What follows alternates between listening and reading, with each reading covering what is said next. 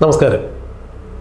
കേരളത്തിൽ പ്രമാദമായ കേസായിരുന്നു മുൻ കണ്ണൂർ ADM നവീൻ ബാബുവിൻ്റെ മരണം അഥവാ അദ്ദേഹത്തിൻ്റെ കൊലപാതകം. ഈ വിഷയവുമായി ബന്ധപ്പെട്ട് ക്രൈം ഓൺലൈനിൽ നിന്ന് തന്നെ ധാരാളം വീഡിയോസ് ഇതിനകം തന്നെ സംപ്രേഷണം ചെയ്തിട്ടുണ്ട്.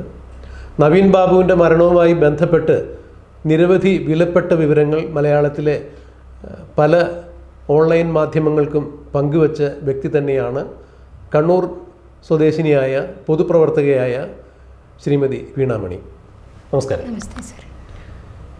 ഈ വിഷയത്തിൽ വീണാമണിക്ക് പറയാനുള്ള കാര്യങ്ങൾ തികച്ചും വ്യത്യസ്തമായ പല കോണിൽ നിന്ന് പറയുന്ന കാര്യങ്ങളാണ്.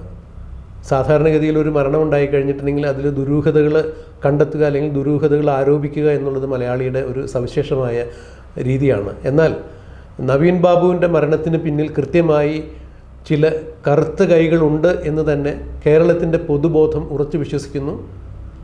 അതിലേക്ക് വിരൽ ചൂണ്ടുന്ന പല സംഭവങ്ങളുമാണ് നാളിതുവരെയും ഉരുത്തിരിഞ്ഞു വന്നിട്ടുള്ളത്. ഇന്നിപ്പോൾ ഹൈക്കോടതിയുടെ പരിഗണനയിലിരിക്കുന്ന ഈ കേസിൽ വീണാമണി തൻ്റേതായ ചില അനുഭവങ്ങൾ കൂടിയാണ് ഇവിടെ പങ്കുവയ്ക്കുന്നത്.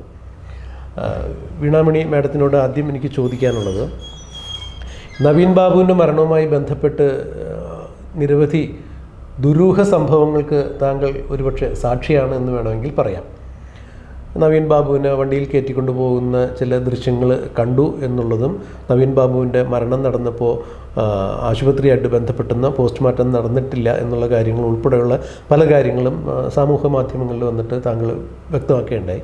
കൂടാതെ നവീൻ ബാബുവിൻ്റെ പത്തനംതിട്ടയിലുള്ള വീട്ടിൽ ഈ ശവസംസ്കാര ചടങ്ങുമായി ബന്ധപ്പെട്ട് പോവുകയും ഈ മൃതദേഹം പോസ്റ്റ്മോർട്ടം ചെയ്യേണ്ടതാണ് എന്ന് നവീൻ ബാബുവിൻ്റെ അഭിഭാഷകനായ സഹോദരനുമായിട്ട് സംസാരിക്കുകയൊക്കെ ചെയ്തു. എന്നാൽ താങ്കളുടെ ആ പ്രയത്നത്തിനൊന്നും വേണ്ടത്ര ഒരു ഫലം കണ്ടെത്താൻ സാധിച്ചില്ല. അഥവാ താങ്കൾ ബുദ്ധിമുട്ടിയതുപോലെ ഒരു നല്ല രീതിയിലേക്ക് കാര്യങ്ങൾ കൊണ്ടുചെന്നെത്തിക്കാൻ സാധിച്ചിട്ടില്ല. ഇതിനു പുറകിൽ തീർച്ചും CPM എന്ന പാർട്ടിയും CPM എന്ന പാർട്ടിയുടെ പ്രമുഖ നേതാക്കന്മാരൊക്കെ തന്നെയാണ്. ഇവിടെ ഞാൻ ചോദിക്കുന്ന ഒരു ചോദ്യം, ഇത്രയും കാര്യങ്ങൾ നമ്മൾ നമ്മുടെ സുഹൃത്തുക്കളായിട്ട്, അതായത് നമ്മുടെ പ്രേക്ഷകരായി പങ്കുവച്ചത് തന്നെയാണ് ഇതിനു മുമ്പ്. എങ്ങനെയാണ് ഈ വിഷയവുമായി ബന്ധപ്പെട്ട് വീണാമണിക്ക് സുപ്രീം കോടതിയിൽ പോകാൻ സാധിച്ചിട്ടുണ്ട് എന്ന് പറഞ്ഞത്? എന്താണ് അതിൻ്റെ ഒരു അടിസ്ഥാനം? എന്തായിരുന്നു? നമ്മുടെ ബഹുമാനപ്പെട്ട ADM സാറ് മരണപ്പെട്ട അന്ന് കണ്ണൂരിലുണ്ടായ വിഷയങ്ങളൊക്കെ നമ്മൾ ഒരുപാട് തവണ സംസാരിച്ചതാണ്. അതിനുശേഷം നമ്മൾ ഹൈക്കോടതിയിലേക്ക് നീതിപീഠത്തിൻ്റെ അടുത്തേക്ക് മഞ്ജുഷ മാഡം പോകുന്നുണ്ടല്ലോ. അപ്പം ബോഡി ദഹിപ്പിക്കുന്നതിന് മുമ്പ് ഞാൻ മാഡത്തിൻ്റെ അടുക്ക സാറിൻ്റെ അനുജനോട് പറഞ്ഞല്ലോ, അപ്പോൾ ഈ സംഭവങ്ങളുമായി ബന്ധപ്പെട്ടിട്ട് ഹൈക്കോടതിയിൽ നിന്ന് നീതി കിട്ടില്ല എന്ന് ഞാൻ ആദ്യമേ പറഞ്ഞിട്ടുണ്ടായിരുന്നു. കാരണം രാഷ്ട്രീയത്തിൻ്റെ അവിടെ കുറേ, അതായത് മീഡിയേഷൻ്റെ മുമ്പിലും കുറേ മേലുദ്യോഗസ്ഥന്മാരോട് ഞാൻ പറഞ്ഞിട്ടുണ്ടായിരുന്നു, ഇത് ഹൈക്കോടതിയിൽ നിന്ന് കിട്ടില്ല നീതിന്ന്. കാരണം എന്ന് വെച്ചാൽ ഇതിൻ്റെ പോക്ക് അത് അങ്ങനെയാണ്, എനിക്കറിയാം നന്നായിട്ട്. അതുകൊണ്ട് തന്നെ ഹൈക്കോടതിയിൽ നിന്ന് കിട്ടില്ല എന്നതുകൊണ്ടാണ് ഞാനത് ആദ്യമേ അപ്പോൾ ഇത് ഹൈക്കോടതിയിൽ ശ്രദ്ധിക്കേണ്ട ഒരു വിഷയം ഉണ്ടായിരുന്നത്, എനിക്കിത് മേലോട്ടേക്ക് പോകേണ്ടിയിരുന്നത് ADM സാറ് മരണപ്പെട്ടതിന് ശേഷം എനിക്ക് എൻ്റെ വീട്ടിലോ കണ്ണൂരോ പോകാൻ പറ്റിയില്ല. അതെ, അത് മനസ്സിലാക്കാൻ സാധിക്കുന്നു. താങ്കൾ ഈ വിഷയവുമായി ബന്ധപ്പെട്ട് ഒരുപക്ഷെ CPM എന്ന പാർട്ടിക്കെതിരെ തന്നെ നിലകൊണ്ടതിനാൽ എനിക്ക് ഒരുപാട് വീഡിയോസും കോളുകളും വരുന്നുണ്ട്, എന്നെ കൊല്ലൂ എന്നൊക്കെ പറഞ്ഞിട്ട്. എനിക്ക് അതിനൊന്നും ഭയമൊന്നുമില്ല. അല്ല, അത് മനസ്സിലാക്കാൻ സാധിക്കും. കാരണം CPM പ്രതിസ്ഥാനത്ത് നിൽക്കുന്നു എന്ന് ആരോപിക്കപ്പെടുന്ന ഒരു കേസിൽ CPM-നെതിരെ സംസാരിക്കുന്ന ഒരാളെന്ന രീതിയിൽ താങ്കൾ CPM-ൻ്റെ കോട്ടയായ കണ്ണൂരിൽ താങ്കൾക്ക് നിൽക്കാൻ പറ്റില്ല, അങ്ങനെ ഭീഷണിയുണ്ട് എപ്പോഴും, അത് മനസ്സിലാക്കാൻ സാധിക്കും. പക്ഷേ താങ്കൾ ഇതുമായി സുപ്രീം കോടതിയിലേക്ക് എത്തിയ സാഹചര്യമാണ് ഞാൻ ചോദിക്കുന്നത്. സുപ്രീം കോടതിയിൽ ഞാൻ പറഞ്ഞല്ലോ, ഇത് ഹൈക്കോടതിയിൽ നിന്ന് എനിക്ക് ഇതിപ്പോൾ ഇവിടെ നിന്ന് ഡിവിഷൻ ബെഞ്ചിൽ ഇനിയിപ്പോൾ എന്തായിരിക്കും വിധി പുറപ്പെടുവിക്കുന്നത് ഊഹിക്കാൻ പറ്റുന്നതേ ഉള്ളൂ. അതുകൊണ്ട് തന്നെ ഞാൻ ഇത് മഞ്ജുഷ മാഡത്തിനോട് ഞാൻ പറഞ്ഞിട്ടുണ്ടായിരുന്നു. മാഡത്തിൻ്റെ വീട്ടിൽ പോയപ്പോൾ മാഡം ഉണ്ടായിരുന്നില്ല, പക്ഷേ വീട്ടിൽ പോയിട്ട് രണ്ടാമത്തെ തവണ ഞാൻ പറഞ്ഞിട്ടുണ്ടായിരുന്നു, എന്തെങ്കിലും ഇത് വേണമെങ്കിൽ ഞാനൊരു ഹെൽപ്പ് ചെയ്യാം. എന്താണെന്ന് വെച്ചാൽ ഹൈക്കോടതിയിൽ ഞാൻ നേരിട്ടിട്ട് പറയുമ്പോൾ ഇവരുടെ ഇതുമായി ബന്ധപ്പെട്ട് കക്ഷി ചേർന്ന് പറയുമ്പോൾ എനിക്കതിൽ നിന്ന് കുറച്ച് കാര്യങ്ങളും കൂടി ജഡ്ജിനെ അറിയിക്കാൻ പറ്റുമായിരുന്നു. പക്ഷെ അവർ അനുജൻ്റെ ഒരു രാഷ്ട്രീയത്തിൻ്റെ സ്വാധീനം അവർ ചെലുത്തിയത് കൊണ്ട് അനുജൻ ഇത് ഈ കേസുമായി ബന്ധപ്പെട്ടിട്ട് യാതൊരു വിധത്തിൽ ഇത് മുന്നോട്ട് പോകാൻ അനുവദിക്കാൻ പാർട്ടി വിടില്ല എന്നതുകൊണ്ട് തന്നെയാണ് ഞാൻ സുപ്രീം കോടതിയിലേക്ക് തിരഞ്ഞത്. അല്ല, ഇവിടെ ഒന്ന് രണ്ട് സംശയങ്ങളാണ് ബാക്കി നിൽക്കുന്നത്. ഇപ്പോൾ താങ്കൾ സുപ്രീം കോടതി പോയി എന്ന് പറയുന്നു, ഞാനത് അവിശ്വസിക്കുന്നില്ല. താങ്കൾ സുപ്രീം കോടതി പോകുന്ന സമയത്തും ഇന്ന് ഈ നേരം വരെയും ഈ കേസ് ഹൈക്കോടതിയുടെ പരിഗണനയാണ്. അത് മഞ്ജുഷ മേഡം കൊടുത്തിരിക്കുന്നത്, ഞാൻ കൊടുത്തിരിക്കുന്നത് കുറച്ച്. താങ്കളുടെ പേരിൽ ഹൈക്കോടതിയിൽ കേസില്ലല്ലോ? ഇല്ല, ഏത് ഹൈക്കോടതിയിൽ മഞ്ജുഷ മേഡം കൊടുത്തില്ല. എനിക്കിപ്പോൾ വേണമെങ്കിൽ ഇന്ത്യയിൽ എവിടെ ഇത് എന്തെങ്കിലും ഒരു ഇഷ്യൂസ് എനിക്കെതിരെ ആക്രമണങ്ങൾ ഉണ്ടായാൽ, എനിക്കെതിരെ എന്തെങ്കിലും രീതിയിലുള്ള ഒരു വിഷമം ഉണ്ടായാൽ ഞാൻ സുപ്രീം കോടതിയിൽ ഡൽഹിയിലുള്ള സമയത്ത് എനിക്ക് സുപ്രീം കോടതി പോകാമല്ലോ സാറേ. അല്ല, സുപ്രീം കോടതി പോകാം, ഞാൻ പറഞ്ഞത് അതല്ല. ഈ നവീൻ ബാബു സാറിൻ്റെ മരണവുമായി ബന്ധപ്പെട്ടിട്ട് എനിക്കുണ്ടായ വിഷയവുമായി ബന്ധപ്പെട്ടിട്ട് എനിക്ക് സുപ്രീം കോടതി അറിയിക്കേണ്ട വിഷയങ്ങൾ ഉണ്ടായിരുന്നു, അതുകൊണ്ട് ഞാൻ പോയി. അല്ല, താങ്കൾ നമ്മളൊരു കേസിൻ്റെ ഒരു നാൾ വഴികളെ കുറിച്ച് പറയുമ്പോൾ താങ്കൾ അറിയാമായിരിക്കും, താങ്കൾ ഒരുപാട് കേസുകളൊക്കെ നടത്തിയിട്ടുള്ള ആൾ തന്നെയാണ്. ഇപ്പം നവീൻ ബാബുവിൻ്റെ ഈ കൊലപാതകം അല്ലെങ്കിൽ അദ്ദേഹത്തിൻ്റെ ദുരൂഹ മരണം ഇപ്പോഴും ഹൈക്കോടതി വിധി പറയാൻ വേണ്ടി മാറ്റിവെച്ചിരിക്കുന്ന ഒരു കേസാണ്. സ്പോക്കൺ നോ ചാൻസ് എന്നാണ് ഇതിൽ ലാസ്റ്റ് ഹൈക്കോടതി പറഞ്ഞത്. അതായത് വീണ്ടും സംസാരം കേട്ടു, അതിന് ഇനിയൊരു സാധ്യതയില്ല എന്ന് പറഞ്ഞിട്ട് തന്നെയാണ് അത് മാറ്റിവെച്ചിരിക്കുന്നത്. അതായത് ഉത്തരവ് ഇടാൻ വേണ്ടി മാറ്റിവെച്ചിരിക്കുക, വിധി പറയാൻ വേണ്ടി വെച്ചിരിക്കുന്ന ഒരു കേസ്. സാധാരണഗതിയിൽ ഹൈക്കോടതിയിൽ ഒരു കേസ് നിലനിൽക്കുമ്പോൾ തന്നെ ഈ കേസിൻ്റെ എന്തെങ്കിലും തരത്തിലുള്ള ഒരു മുന്നോട്ടേക്കുള്ള ഗതി അറിയാതെ എങ്ങനെയാണ് പിന്നെ ഒരാൾ സുപ്രീം കോടതിയെ സമീപിക്കുക? സാറേ, ഞാൻ നവീൻ ബാബു സാർ വീണ്ടും പറയുന്നത്, നവീൻ ബാബു സാർ മരണപ്പെട്ടതിന് ശേഷം എൻ്റെ വീട്ടിലേക്ക് പോയില്ല. ഒരുപാട് കോളുകൾ കൊല്ലൂ എന്നൊക്കെ പറഞ്ഞ കോളുകളുണ്ട്. അപ്പോൾ അതിനുശേഷം എനിക്ക് ഡൽഹിയിൽ സുപ്രീം കോടതി പറയേണ്ട കുറച്ച് കാര്യങ്ങൾ എൻ്റേതായ ഒരു വ്യക്തിപരമായിട്ട് ഈ ADM സാർ മരണപ്പെട്ടതിന് ശേഷം ADM സാറിൻ്റെ മരണവും എൻ്റെ ഈ ഇതും ഒരുപോലെ ആയിട്ട് എനിക്ക് പറയാനുള്ള കുറേ കാര്യങ്ങളുണ്ട്. അത് എത്തിക്കേണ്ടടുക്കാൻ എനിക്ക് എത്തിക്കണം. എനിക്ക് ചില വിശ്വാസങ്ങളുണ്ട്, ഇന്നേ കോടതിയിൽ നിന്നാണ് നീതി കിട്ടുകയെന്ന്. അപ്പോൾ അത് അവിടെ നമുക്ക് എത്തിക്കുന്നതിന് കുഴപ്പമൊന്നുമില്ല. അല്ല, താങ്കളെ ഞാൻ അതിനെ നിഷേധിക്കുകയോ താങ്കൾ പറയുന്നത് ഞാൻ അതിനെ ഖണ്ഡിക്കുകയോ അല്ല ചെയ്യുന്നത്. അല്ല സാർ, സാധാരണഗതിയിൽ നമ്മൾ ഒരു കേസുമായിട്ട് മുന്നോട്ട് പോകുമ്പോൾ അതിന് ചില പ്രൊസീജിയേഴ്സ് ഉണ്ട്. അത് നമ്മൾ സിംഗിൾ കോടതി പോയി, നിങ്ങൾ ആ കേസ് പോയിട്ടില്ല, നിങ്ങൾ ഡയറക്റ്റ് സുപ്രീം കോടതിയിലേക്ക് പോയി എന്ന് പറയുമ്പോൾ സുപ്രീം കോടതിയിൽ അങ്ങനെ നമ്മൾ എല്ലാ കേസുകളും നേരിട്ട് സുപ്രീം കോടതിയിലേക്ക് ചെല്ലുന്ന ഒരു വ്യവസ്ഥാപിതമായ നിയമമല്ല. ഹൈക്കോടതിയിൽ നിന്ന് തോറ്റ കേസുകൾ ഞാൻ സുപ്രീം കോടതിയിലേക്ക് പോവുക, നീതി കിട്ടാത്ത കേസുകൾ തന്നെയാണ് പോവുക. പക്ഷേ ഇതിൽ എനിക്ക് ഈ ഇന്ത്യയിൽ എവിടെയാണെങ്കിലും എനിക്കിപ്പോൾ ഞാൻ താമസിക്കുന്ന സ്ഥലം എവിടെയാണോ എനിക്ക് സുരക്ഷിതത്വം വേണ്ടത്. അപ്പോൾ ഈ കേരളത്തിൽ നിന്ന് എനിക്ക് നീതി കിട്ടില്ല എന്ന് തോന്നിയാൽ ഹൈക്കോടതിയിൽ എനിക്ക് ഇതുമായി ബന്ധപ്പെട്ടിട്ട് എനിക്ക് പോലീസ് പ്രൊട്ടക്ഷൻ തരാമെന്ന് പറഞ്ഞിട്ടൊരിതുണ്ടായിരുന്നു. പക്ഷേ എനിക്ക് ഈ കേരള പോലീസിൻ്റെ പ്രൊട്ടക്ഷൻ കിട്ടിയിട്ട് കാര്യമില്ല. അതുകൊണ്ട് തന്നെ എനിക്ക് സുപ്രീം കോടതിയിലേക്ക് പോവേണ്ടി വന്നിട്ടുണ്ട് ഈ നവീൻ ബാബു സാറിൻ്റെ മരണവുമായി ബന്ധപ്പെട്ടിട്ട്. അവിടെയാണ് ഇപ്പോൾ താങ്കൾ പറയുന്നത് ഞാൻ അവിശ്വസിക്കുന്നില്ല. പക്ഷേ നമ്മുടെ നീതിന്യായ നിർവഹണത്തിൽ ചില രീതികളുണ്ട്. അതായത് ഇപ്പോൾ സുപ്രീം കോടതിയെ സംബന്ധിച്ചിടത്തോളം എടുത്താൽ പൊങ്ങാത്തത്ര കേസുകൾ അവിടെയുണ്ട്. ആയിക്കോട്ടെ, ഒരുപാട് പറയണമെന്ന് കേൾക്കൂ, ഒരുപാട് കേസുകൾ സുപ്രീം കോടതിയുടെ പരിഗണനയിലുണ്ട്. ഇപ്പോൾ കുറേ കേസുകൾ ലിസ്റ്റ് ചെയ്ത് വെച്ചിട്ടുണ്ട്. അപ്പോൾ നമ്മൾ ഓടിച്ചെന്നിട്ട് സുപ്രീം കോടതിയിൽ ഒരു കേസ് ഫയൽ ചെയ്യുക, അതെന്താണ് അതിൻ്റെ മെറിറ്റ് എന്ന് ചോദിച്ചു കഴിഞ്ഞാൽ സുപ്രീം കോടതിയിൽ നമുക്ക് ഫയൽ ചെയ്ത ചില ആൾക്കാർക്ക് ശരിക്കും പറഞ്ഞാൽ നമ്മൾ ആവശ്യത്തിനുള്ള കണ്ടൻസ് കൊടുത്താൽ നമുക്ക് നീതി കിട്ടും. ഞാനിത് പറയുന്നു, ഇത് ബഹുമാനപ്പെട്ട നീതിപീഠത്തിനോ ഹൈക്കോടതിയിൽ നിന്ന് നീതി കിട്ടില്ല, ഇത് രാഷ്ട്രീയത്തിൻ്റെ സ്വാധീനം കൊണ്ട് അവരെ നല്ലൊരു വിധി എഴുതാൻ വിടില്ല എന്ന് എനിക്കറിയാം. അതുകൊണ്ട് തന്നെ ഞാനിത് സുപ്രീം കോടതി പോയിട്ട് ഈ കേസിൻ്റെ അങ്ങേയറ്റത്ത് പോയിട്ട് ഇത് ഞാൻ നീതി വാങ്ങിച്ചിരിക്കും. അത് വാങ്ങിയതിന് ശേഷമാണ് ഇത് വെളിപ്പെടുത്തുന്നത് നല്ലത്. ഞാൻ ഇതിനു മുമ്പ് കുറച്ച് കാര്യം ഞാൻ പറഞ്ഞിട്ടുണ്ട്. അത് താങ്കളുടെ ആത്മവിശ്വാസമാണ്, അല്ലെങ്കിൽ ഒരു പൊതുപ്രവർത്തക എന്ന രീതിയിൽ, അല്ലെങ്കിൽ പൗരബോധമുള്ള സമൂഹത്തോട് ഉത്തരവാദിത്വമുള്ള പ്രതിബദ്ധതയുള്ള ഒരു പൗരൻ എന്ന രീതിയിൽ താങ്കൾ ആ പറയുന്നത് ഉൾക്കൊള്ളാൻ സാധിക്കും. പക്ഷേ നമ്മൾ നിലവിൽ ഒരു കേസ് ഉണ്ടാകുമ്പോൾ നമ്മൾ ഇന്ന് ഇന്ത്യയിലെ ഒരു നിയമ സംഹിത അനുസരിച്ചിട്ട്, നിയമ വ്യവസ്ഥാപിതമായ രീതി അനുസരിച്ചിട്ട് ഡയറക്റ്റ് സുപ്രീം കോടതിയിലേക്ക് പോകുന്ന കേസുകൾ വളരെ വിരളമുള്ളൂ. കാരണം നമുക്ക് പോകേണ്ടി വരും എന്നല്ല, നമുക്ക് ഒരു സുപ്രീം കോടതിയുള്ളൂ, മനസ്സിലായോ? അപ്പോൾ ഈ സുപ്രീം കോടതിക്ക് അതുകൊണ്ട് തന്നെ ധാരാളം കേസുകൾ ഇപ്പോൾ കെട്ടിക്കിടക്കുന്നുണ്ട്. ഈ ഒരുപാട് കേസുകൾ ലിസ്റ്റ് ചെയ്തിട്ട് വിളിക്കാൻ പറ്റുന്നില്ല. ഈ ഒരു സാഹചര്യത്തിൽ കേരളത്തിൽ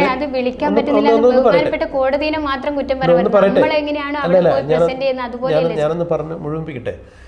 അപ്പോൾ അതുകൊണ്ട് തന്നെ ഈ കേരളത്തിലെ ഹൈക്കോടതിയിലും അല്ലെങ്കിൽ കീഴ്ക്കോടതിയിലും ധാരാളം കേസുകൾ നടക്കുന്നുണ്ട്. ഈ കേസുകളിലൊക്കെ നിയമപരമായ രീതിയിൽ നമുക്ക് ഒരു നടപടി ഉണ്ടാകുന്നില്ല, നീതിപീഠത്തിന് മുമ്പിൽ നീതി കിട്ടുന്നില്ല എന്ന് തോന്നുമ്പോൾ മാത്രം അത്തരം കേസുകൾ മാത്രമാണ് സാധാരണഗതിയിൽ സുപ്രീം കോടതിയുടെ ഹിയറിങ്ങിന് വേണ്ടി പോകാറുള്ളത്. ഈ ഒരു നീതി കിട്ടില്ല. ഞാനൊന്ന് പറഞ്ഞ് മുഴുമിച്ചോട്ടെ. ഈ ഒരു സാഹചര്യത്തിൽ നവീൻ ബാബുവിൻ്റെ കേസ് ഹൈക്കോടതിയിൽ സിംഗിൾ ബെഞ്ചിൽ ചെന്നു. സിംഗിൾ ബെഞ്ചിൽ നിന്ന് അത് CBI അന്വേഷിക്കേണ്ട ആവശ്യമില്ലാന്ന് സിംഗിൾ ബെഞ്ചിൽ ജഡ്ജി കൗസർ ഇടപ്പക്കത്ത് ഞാനൊന്ന് പറയട്ടെ. ഈ കൗസർ ഇടപ്പക്കത്ത് നിരീക്ഷിക്കുകയും ചെയ്തു. അതിനുശേഷം ഈ മഞ്ജുഷയുടെ അഭിഭാഷകൻ മാറുന്നു, വേറൊരു അഭിഭാഷകൻ വരുന്നു, ജോൺ റാൾഫ് എന്ന അഭിഭാഷകൻ മാറുന്നു, പിന്നീട് ശ്രീകുമാർ എന്ന അഭിഭാഷകൻ വരുന്നു. അദ്ദേഹം ഹൈക്കോടതി ഡിവിഷൻ ബെഞ്ചിൽ ഈ കാര്യം ഉന്നയിക്കുന്നു. ഇനിയിപ്പോൾ CBI അന്വേഷണം അല്ലാന്നുണ്ടെങ്കിൽ ക്രൈംബ്രാഞ്ച് അന്വേഷണം. ക്രൈംബ്രാഞ്ച് അന്വേഷണത്തിന് ഈ ശ്രീകുമാറിനെ പോലെ അഡ്വക്കേറ്റ് വേണം. അതിൽ സാധാരണ പോലീസിന് ക്രൈംബ്രാഞ്ച് അന്വേഷണം എന്നുള്ള അവർ പ്രയറേ ആയിരുന്നില്ല. അതായത് മഞ്ജുഷയുടെ പ്രയർ ക്രൈംബ്രാഞ്ച് അല്ല, ഞാൻ പറഞ്ഞു വരട്ടെ, ഞാൻ ആ വിഷയത്തിലേക്കല്ല പോകുന്നത്. അപ്പോൾ ഹൈക്കോടതി വീണ്ടും ഡിവിഷൻ ബെഞ്ചിലേക്ക് പോകുന്നു. ഡിവിഷൻ ബെഞ്ച് ഈ ഡിവിഷൻ ബെഞ്ചും ഈ കേസ് കേട്ടതിന് ശേഷം, വിശദമായി വാദം കേട്ടതിന് ശേഷം അവർ ഉത്തരവ് പറയാൻ വേണ്ടി, വിധി പറയാൻ വേണ്ടി മാറ്റിവെക്കുന്നു. മാറ്റിവെച്ചതിൻ്റെ ആ സമയത്താണ് ക്രൈംബ്രാഞ്ച് അന്വേഷണം ഞങ്ങളുടെ പ്രയറല്ല എന്ന് പറഞ്ഞുകൊണ്ട് മഞ്ജുഷ വീണ്ടും രാമൻപിള്ളയെ പോലുള്ള മുതിർന്ന അഭിഭാഷകനെ വെച്ചിട്ട് വീണ്ടും കേസ് അവർ വാദം കേൾക്കുന്നത്. അങ്ങനെ വാദം കേട്ടിട്ടാണ് ഈ കേസ് ഇപ്പോൾ വിധി പറയാൻ മാറ്റിവെച്ചിരിക്കുന്നത്. അത്തരം ഒരു കേസ് ഹൈക്കോടതിയുടെ പരിഗണനയിലിരിക്കുമ്പോൾ ഈ കേസിൽ ഇനി എന്താണ് ഉത്തരവ് എന്നുള്ളത് നമുക്കൊക്കെ പ്രഡിക്റ്റ് ചെയ്യാനേ സാധിക്കുള്ളൂ. അങ്ങനെയാവാം, ഇങ്ങനെയാവാം എന്നൊക്കെ പ്രഡിക്റ്റ് ചെയ്യാം. പക്ഷെ നീതിപീഠത്തിന് അതിൻ്റെതായ ചില രീതികളുണ്ട്. ഈ കേസ് നിലനിൽക്കുമ്പോൾ, ഇവിടെ ഇങ്ങനെ ഈ രീതിയിൽ നിലനിൽക്കുമ്പോൾ, താങ്കൾ സുപ്രീം കോടതിയിൽ ഈ കേസുമായി പോയി എന്ന് പറയുമ്പോൾ അതിൻ്റെ വ്യവസ്ഥാപിതമായ രീതി എന്താണെന്നാണ് മനസ്സിലാക്കാൻ. അതെ സാറേ, ഞാൻ ശരിക്കും പറഞ്ഞാൽ കേസ് ഫയൽ ഇതെല്ലാം കാണിച്ചു തരല്ലാണ്ട് ഇവിടെ ചർച്ച ചെയ്തിട്ടില്ല. ഈ വിഷയമല്ല, ഇതൊരു രഹസ്യ പോലെ തന്നെ നിൽക്കട്ടെ. അത് ഒന്നുകിൽ കേസ് ഫയൽ നോക്കുക, അതിൻ്റെ അകത്ത് എന്താണ് അവിടുത്തെ കോർട്ടിൽ അല്ല, സുപ്രീം കോടതിയുടെ ഒരു രീതി അനുസരിച്ചിട്ട് സാധാരണഗതിയിൽ ഇത്തരം നമ്മളൊരു ഡയറക്റ്റ് ബേസിൽ ഇപ്പോൾ ഒരു കൊലപാതക കേസാണ് എന്ന് വേണമെങ്കിൽ സംശയിക്കാം. ആ രീതിയിൽ തന്നെ കൊലപാതകമാണ് എന്ന രീതിയിൽ പോകുമ്പോൾ കേരളത്തിൻ്റെ ഹൈക്കോടതിയിൽ നിലവിലിരിക്കുന്ന ഒരു കേസിൽ അവിടെ നിന്ന് യാതൊരു തരത്തിലും ഒരു തീരുമാനം ഉണ്ടാകാത്തൊരവസ്ഥയിലാണല്ലോ സാധാരണഗതിയിൽ നമ്മൾ ഈ മേൽക്കോടതിയിലേക്ക് പിന്നെ പോവുക. താങ്കൾ ഒരു പ്രതിബദ്ധതയുള്ള സാമൂഹ്യ പ്രവർത്തക എന്ന രീതിയിൽ, അല്ലെങ്കിൽ ഒരു ഉത്തമ പൗരൻ എന്ന രീതിയിൽ താങ്കൾ ഈ കേസുമായി നേരെ സുപ്രീം കോടതിയിലാണ് ചെല്ലുന്നത് എന്ന് പറഞ്ഞാൽ സുപ്രീം കോടതിക്ക് അവിടെ നിന്ന് അസ്വാഭാവികമായ ചില ചോദ്യങ്ങൾ ഉണ്ടാവുമല്ലോ. ചോദിച്ചോട്ടെ, അവരോട് ഞാൻ അവിടുത്തെ സാറിനോട് അവിടെ ഞാൻ ഉത്തരം പറഞ്ഞോളാം. അവർ ചോദിച്ചാൽ താങ്കൾ അവിടെ ഉത്തരം പറഞ്ഞോളാം എന്നുള്ളതല്ല. അതെ, അവരെനിക്ക് ഞാൻ പറഞ്ഞത് ഇതിപ്പം മഞ്ജുള മേഡത്തിന് ഹൈക്കോടതിയിൽ നിന്ന് നീതി കിട്ടും എനിക്ക് തോന്നുന്നില്ല. കാരണം എന്ന് വെച്ചാൽ ഇവിടുത്തെ രാഷ്ട്രീയത്തിനത് ഞാനിത് നേടി വാങ്ങിച്ചു തന്നതിന് ശേഷം ഇവിടെ അഭിമുഖത്തിന് സുപ്രീം കോടതിൻ്റെ വിഷയങ്ങൾ ഇടുന്നതായിരിക്കും സാറ് നല്ലത്. സുപ്രീം കോടതിയിൽ നിന്ന് ഞാൻ നീതി വാങ്ങിച്ചതിന് ശേഷം ഇവിടെ വന്നിട്ട് അഭിമുഖം ഈ കോടതി വിഷയങ്ങൾ ഇവിടുത്തെ സുപ്രീം കോടതിൻ്റെ എന്നെ സംബന്ധിച്ചുള്ള നവീൻ ബാബു സാറിൻ്റെ വിഷയങ്ങൾ കോടതി സംബന്ധമായത് ഞാൻ നീതി എടുത്തതിന് ശേഷം ഞാൻ സംസാരിക്കും. അതെ, ഇപ്പോൾ വീണാമണി മാഡം സുപ്രീം കോടതി പോയിട്ടില്ല എന്നോ അല്ലെങ്കിൽ പോകാൻ സാധ്യമല്ല എന്നൊന്നല്ല ഞാൻ പറഞ്ഞത്. സാറ് പറഞ്ഞത് സത്യസന്ധമായ ഒരു ജേർണലിസത്തിന്റെ ധർമ്മമാണ്, അവകാശങ്ങളാണ്. ഈ ഒരു രീതിയിലാണ് സാധാരണഗതിയിൽ സുപ്രീം കോടതിയിലേക്ക് കേസുകൾക്ക് പോവാം, അല്ല പോകാൻ പാടില്ല എന്നല്ല പറഞ്ഞത്. അപ്പോൾ സാധാരണഗതിയിൽ ഇതിപ്പോൾ നോക്കുകയാണെന്നുണ്ടെങ്കിൽ അങ്ങേയറ്റം ഒരു കൊലപാതകമാണ്. ഈ കൊലപാതകത്തിന് ദുരൂഹമായ സാഹചര്യത്തിൽ മരണപ്പെട്ടതിന്റെ പേരിൽ കൊലപാതകത്തിലേക്ക് നയിക്കുന്ന തരത്തിൽ ഒരുപാട് വസ്തുതകൾ ഇതിന്റെ പുറകിലുള്ളതിന്റെ പേരിലാണ് CBI അന്വേഷണം ആവശ്യപ്പെട്ടത്. ആ കേസ് കുടുംബം, അതായത് ഭാര്യ മക്കള് അവരടങ്ങുന്നതാണ് കുടുംബം.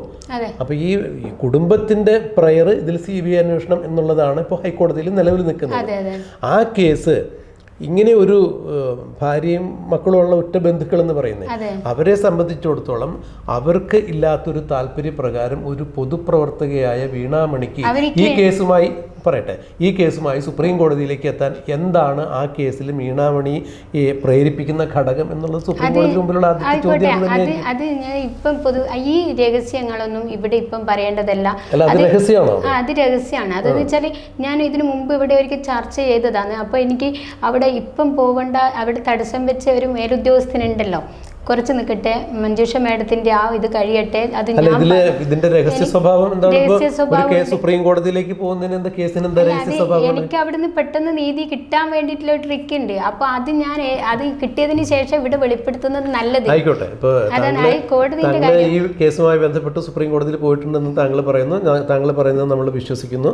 പക്ഷേ ഈ വ്യവസ്ഥാപിതമായ കേസ് നമ്പറിൽ നോക്കുന്നതിന് അല്ല വ്യവസ്ഥാപിതമായ നീതി നിർവഹണ രംഗത്ത് അല്ലെങ്കിൽ ആ രീതികൾക്കൊക്കെ ചില പ്രൊസീജിയേഴ്സ് ഉണ്ടല്ലോ, അത് പ്രകാരമാണ് നമ്മൾ സംസാരിച്ചത്. എന്തായാലും നമ്മുടെ പ്രേക്ഷകരെ സംബന്ധിച്ചിടത്തോളം നവീൻ ബാബുവിൻ്റെ കേസിൻ്റെ ഒരു അവസാനം ഉണ്ടാവണം. നവീൻ ബാബുവിൻ്റെ ഈ കൊലപാതകവുമായി ബന്ധപ്പെട്ട് അതിൻ്റെ പുറകിൽ ആരെങ്കിലും അങ്ങനെ പ്രവർത്തിച്ചിട്ടുണ്ട്, കൊലപാതകമാണെങ്കിൽ അത് പുറത്തു വരണമെന്ന് തന്നെയാണ് പ്രേക്ഷകരുടെ താല്പര്യം. അതിനുവേണ്ടി ഈ ക്രൈം ഓൺലൈൻ എന്ന് പറഞ്ഞ മാധ്യമം ഉൾപ്പെടെ മാധ്യമങ്ങൾ ഈ വിഷയവുമായി ബന്ധപ്പെട്ട് നിൽക്കുന്നതിൽ പ്രേക്ഷകർക്ക് സന്തോഷം തന്നെയാണ്. അപ്പോൾ ഈ വീണാമണിയെ പോലുള്ള സാമൂഹ്യ പ്രതിബദ്ധതയുള്ള ഇങ്ങനെയുള്ള പൊതുപ്രവർത്തകരാണ് ഇത്തരം പല കേസുകൾക്കും പുറകിൽ നടന്നിട്ടുള്ളത്. അതിന് യാതൊരു തർക്കമില്ല. കേരളത്തിൽ ഇപ്പോൾ നവാബ് രാജേന്ദ്രനെ പോലുള്ള നിരവധി ആളുകളൊക്കെ, അദ്ദേഹം മരിച്ചുപോയി, അദ്ദേഹത്തെ പോലുള്ള അതെ ജോമൻ പുരിക്കലെ. അപ്പോൾ ഇങ്ങനെ പല ആളുകളും വന്നിട്ടുള്ളതിൻ്റെ പേരിലാണ് പല കേസുകളും. അഭയ കേസിൽ ജോമൻ എന്ന ആ സാമൂഹ്യ പ്രവർത്തകന് എന്തെങ്കിലും നേട്ടം ഉണ്ടായിട്ടുണ്ടോ?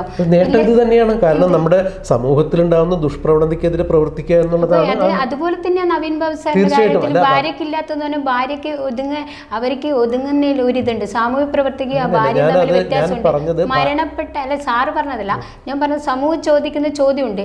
വീണാമണിക്ക് ഇല്ലാത്തവർക്ക് എന്താണ്, അതായത് ഒരാൾ മരണപ്പെട്ട അത് സമൂഹത്തിൻ്റെതാണ്, ഭാര്യയുടെ മാത്രമല്ല. നവീൻ ബാബു സാറ് അവിടെ ഒരു നല്ലൊരു ഗവൺമെൻറ് ഉദ്യോഗസ്ഥനാണ്. ആ ജോലി ചെയ്യുന്ന സ്ഥാപനത്തിൽ ADM എന്ന നിലയിൽ സമൂഹത്തിൻ്റെതാണ് സാറ്. അതുപോലെ വീട്ടിൽ മാത്രമാണ് ഭാര്യ. നമുക്ക് എല്ലാവർക്കും അത് ഒരു നല്ലൊരു ഉദ്യോഗസ്ഥനാണ്. അപ്പോൾ ആർക്ക് വേണമെങ്കിലും അതിൽ പരാതി കൊടുക്കാം. അല്ല, അത് തീർച്ചയായും അങ്ങനെ പോകാൻ സാധിക്കും, അങ്ങനെ പോകണം. അങ്ങനെ പലരും പോയിട്ടുണ്ട്, അതിനൊന്നും നമുക്ക് യാതൊരു തർക്കമില്ല. താങ്കൾ എന്തുകൊണ്ട് അങ്ങനെ പോയെന്നുള്ള ചോദ്യമൊന്നുമില്ല. ഇവിടെ നിലവിൽ ഈ ഓരോ കേസുകളും ജനങ്ങൾ ചോദിക്കുന്നതാണ് സാർ ചോദിച്ചത്. അല്ല, സാധാരണഗതിയിൽ നമ്മൾ എല്ലാവർക്കും അറിയാത്തത് കൊണ്ടാണ് സർക്കാർ ഉദ്യോഗസ്ഥൻ എന്ന് പറയുമ്പോൾ ഒരു അഴിമതിയില്ലാത്ത കറകളഞ്ഞൊരു ഉദ്യോഗസ്ഥന്റെ സമൂഹത്തിന്റെ സ്വത്താണ്. കാരണം അത്തരം ആളുകളുണ്ടെങ്കിൽ ഈ സമൂഹത്തിൽ പല കാര്യങ്ങളും മുന്നോട്ട് പോകുള്ളൂ. അങ്ങനെ ഒരു ഉദ്യോഗസ്ഥൻ അല്ലെങ്കിൽ അങ്ങനെ ഒരു മനുഷ്യൻ കൊല്ലപ്പെടുക എന്ന് പറഞ്ഞാൽ അത് സമൂഹത്തിന്റെ പൊതു നഷ്ടമാണ്. അപ്പോൾ ഒരു സാമൂഹ്യ ജീവി എന്ന രീതിയിൽ ആർക്കും അതിൽ പ്രതികരിക്കാം, അതിന് യാതൊരു തർക്കമില്ല.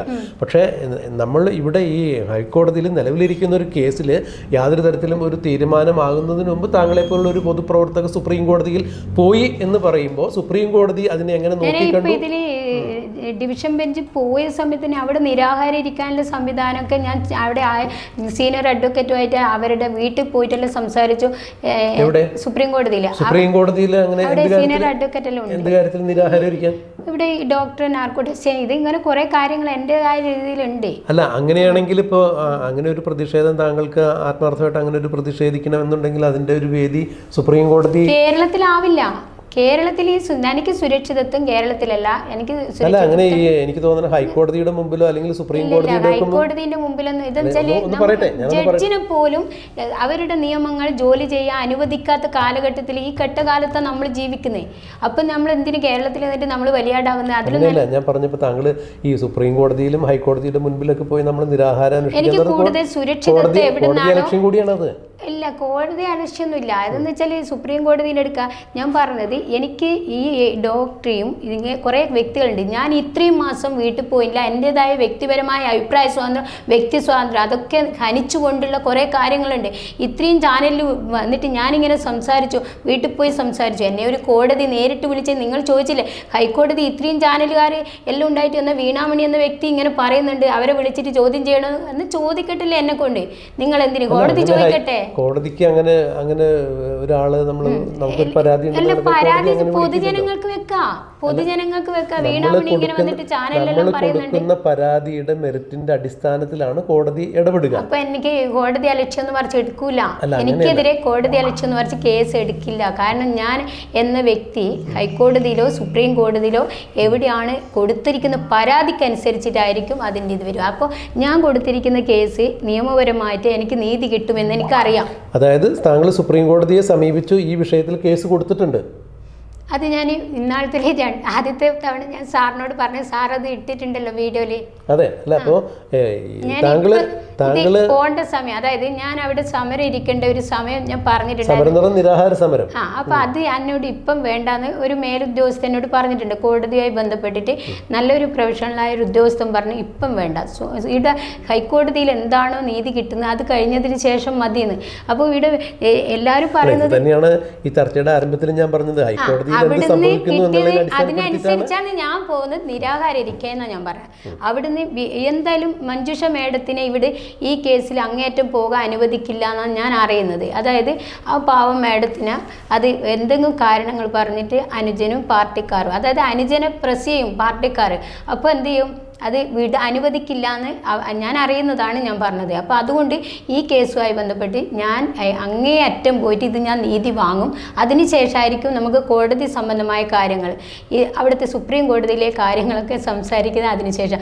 അത് കുറച്ച് കാര്യങ്ങൾ ഈ മരണവുമായി ബന്ധപ്പെട്ട് എൻ്റെ കയ്യിൽ സീക്രട്ട് വേണമല്ലോ സാറേ. അതിപ്പോൾ ഈ വീണാമണി പറയുന്ന അനുസരിച്ചാണെന്നുണ്ടെങ്കിൽ ഇപ്പോൾ ഹൈക്കോടതിയുടെ ഒരു ഉത്തരവ് എന്തായിരിക്കും എന്നുള്ളതിനെ അടിസ്ഥാനപ്പെടുത്തിയിട്ടായിരിക്കും ഇനിയിപ്പോൾ സുപ്രീം കോടതിയിൽ നിരാഹാരം ഒരുക്കണം വേണ്ട എന്നുള്ളത് തീരുമാനിക്കും. പക്ഷെ അങ്ങനെയാണെങ്കിൽ പോലും സുപ്രീം കോടതിയെ നിങ്ങൾ സമീപിച്ചിട്ടുണ്ട് എന്നാണ് പറയുന്നത്.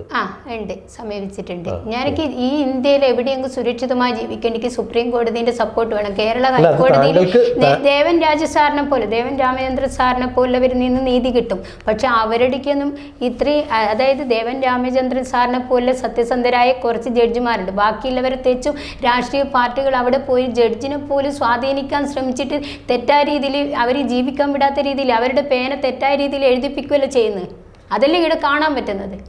അല്ല, ഇവിടെ താങ്കൾ പറയുന്നത് സുപ്രീം കോടതിയിൽ താങ്കൾക്ക് സുരക്ഷിതത്വം സുരക്ഷിതത്വം ഞാൻ ഉദ്ദേശിക്കുന്നത് ഇങ്ങനെയല്ല. അതായത് ഞാൻ പറഞ്ഞത് നവീൻ ബാബു സാറുമായി മരണപ്പെട്ടിട്ട് ഈ കേസുമായി ബന്ധപ്പെട്ട് കുറേ കാര്യങ്ങൾ എനിക്ക് പോവേണ്ടി വന്നിട്ടുണ്ട്. അത് ഞാൻ ബാക്കി കാര്യങ്ങൾ അതിൽ നീതി വാങ്ങിച്ചതിന് ശേഷം പറയുന്നതായിരിക്കും നല്ലത്. അപ്പോൾ വീണാമണി എന്ന് പറഞ്ഞ പൊതുപ്രവർത്തക പറയുന്നതിൽ നിന്ന് നമുക്ക് മനസ്സിലാവുന്നൊരു കാര്യം, സുപ്രീം കോടതിയെ അവർ സമീപിച്ചിട്ടുണ്ട്. നവീൻ ബാബുവിൻ്റെ മരണവുമായി ബന്ധപ്പെട്ട് ഹൈക്കോടതിയിൽ നിന്ന് ഒരു നീതി ലഭിക്കില്ല എന്നുള്ളൊരു ധാരണയുടെ അടിസ്ഥാനത്തിൽ സുപ്രീം കോടതിയെ സമീപിച്ചു. എന്നാൽ ആ കേസിൻ്റെ നാൾവഴികളെക്കുറിച്ച് ഏത് തരത്തിലാണ് സുപ്രീം കോടതിയിലേക്ക് കേസുമായി പോയിരിക്കണം എന്നുള്ളതും തുറന്നു പറയാൻ വയ്യ. ഇപ്പോഴത്തെ സാഹചര്യത്തിൽ അത് പറയാൻ സാധിക്കില്ല. അതിനൊരു രഹസ്യ സ്വഭാവം ഉണ്ടെന്നാണ് പറയുന്നത്. കൂടാതെ വീണാമണിയെ സംബന്ധിച്ചിടത്തോളം CPM-നെതിരെ ഇങ്ങനെ ഒരു ആരോപണമായിട്ട് നടക്കുമ്പോൾ കണ്ണൂരിൽ അവർക്ക് സുരക്ഷിതത്വത്തിൻ്റെ ഒരു വിഷയമുണ്ട്. അവർക്ക് ഭീഷണിയുണ്ട് ജീവനും. നേരത്തെ അവർക്ക് എതിരെ അങ്ങനെ കയ്യേറ്റങ്ങളൊക്കെ നടന്നിട്ടുണ്ട്. അപ്പോൾ കൂടുതൽ അവരുടെ ജീവനും സ്വത്തിനുമൊക്കെ ഒരു ഭീഷണി ഉണ്ടാവുന്ന തരത്തിലുള്ള വെളിപ്പെടുത്തലുകൾ ഈ സാഹചര്യത്തിൽ സാധ്യമല്ല. അതും നമുക്ക് മനസ്സിലാക്കാം. എന്നാലും സാമൂഹ്യ പ്രതിബദ്ധതയുള്ള ഒരു പൊതുപ്രവർത്തക എന്ന രീതിയിൽ നവീൻ ബാബുവിൻ്റെ കുടുംബം വരെ ഈ പ്രശ്നത്തിൽ നിന്ന് പിന്മാറിയാലും താൻ ഇതിൽ നിന്ന് പിന്മാറില്ല എന്നാണ് വീണാമണി പറയുന്നത്. എന്തായാലും സുപ്രീം കോടതി പോയിട്ടായാലും നവീൻ ബാബുവിൻ്റെ ഈ കേസിൽ ഒരു തീർപ്പുണ്ടാകുന്നവരെ താൻ നിയമപോരാട്ടം തുടരും എന്ന് പറയുന്ന വീണാമണിക്ക് ഒരു ബിഗ് സല്യൂട്ട്.